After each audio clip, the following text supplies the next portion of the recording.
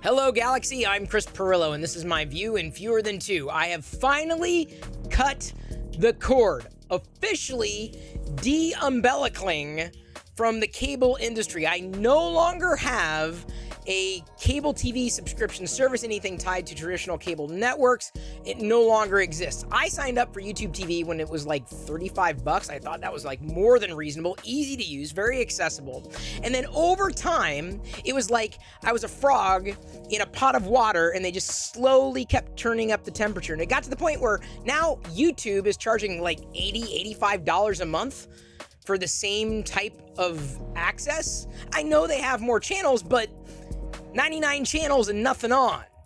And so I finally got to the point where I got tired of checking over and over again to see if anything was there to watch, and nothing was there. So I stopped. What's the point?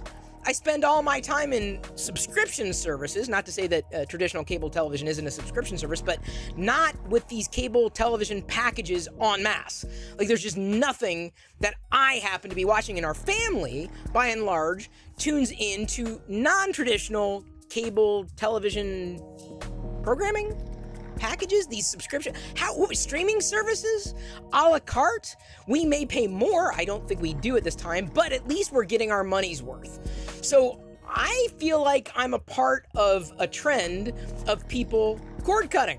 Like, we're not watching the stuff that they're pushing down the pike. I don't watch sports, which makes paying for something like YouTube TV a waste of money. I'm not even getting $5 of value out of something like that, and wasn't for the longest time, but I held on to it thinking maybe, no more. I've cut the cord. Have you?